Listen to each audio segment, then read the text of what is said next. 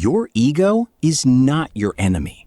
That is the lie self-help has been selling you.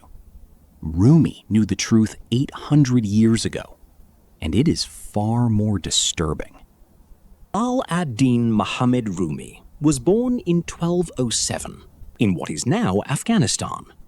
He became a theologian, a poet, and, by the time he died, the author of what is considered the most widely read poetry in human history.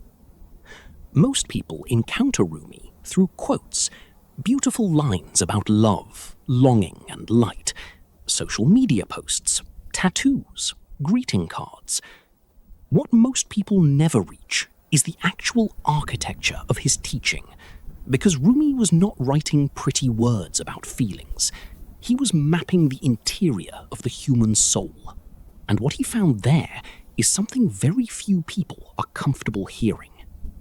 He mapped the ego, not as the enemy to be defeated, not as the villain to be silenced, but as the prison warden who has convinced you that you are already free.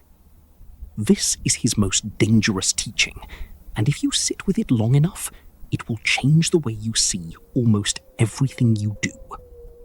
Rumi inherited a concept from Islamic philosophy called the Nafs, roughly translated as the lower self or the ego.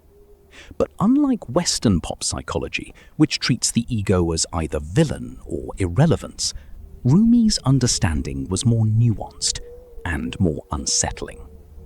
He described the Nafs as having 7 stages. Most people live their entire lives in the first 3, and they never know it. The first stage is the commanding self, the Nafs al-Amara. This is pure animal appetite. It wants, it craves, it takes, and it will dress itself in any ideology, any philosophy, any spiritual practice to keep getting what it wants. This is the stage where someone reads about Stoicism and uses it to justify emotional coldness, where someone meditates and uses it to feel superior, where someone follows a spiritual teacher not to grow, but to belong to something that makes them feel special. The Nafs does not disappear when you begin a spiritual practice. It evolves. It puts on new clothes. That is why Rumi called it the prison warden, because a prison warden does not announce himself. He simply controls the keys. He structured the soul's journey in his epic poem, the Masnavi, as a movement through these 7 stages of the Nafs.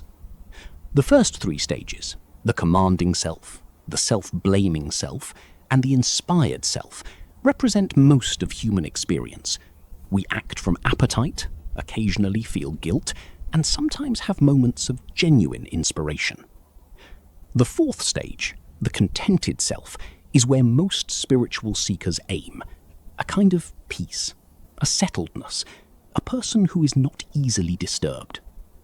But Rumi insisted this was not the destination, because contentment, unexamined, can become spiritual complacency. The warden, again, changing uniforms. The 5th, 6th, and 7th stages, the pleased self, the pleasing self, and finally the pure self, represent the dissolution of the ego's grip entirely. The pure self, in Rumi's language, is the person who no longer needs to see themselves as special, spiritual, advanced, or good. They simply act from love, automatically, without audience. He wrote, "Out beyond ideas of wrongdoing and right-doing, there is a field. I'll meet you there." That field is not a metaphor for compromise. It is the place where the ego has no jurisdiction. So how do you know which stage you are actually in? Rumi gave one test above all others, and it is uncomfortable in its simplicity. Watch what you do when no one is watching.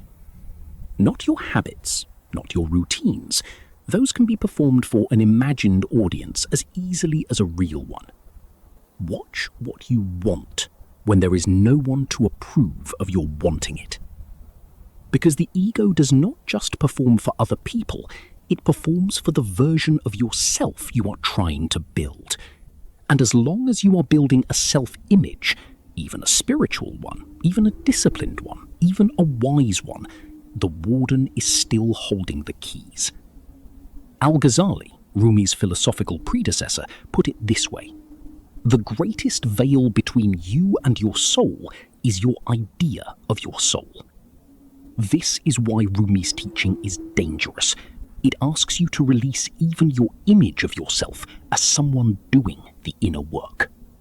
Reed flute, Rumi's central metaphor in the Masnavi, is cut from the reed bed.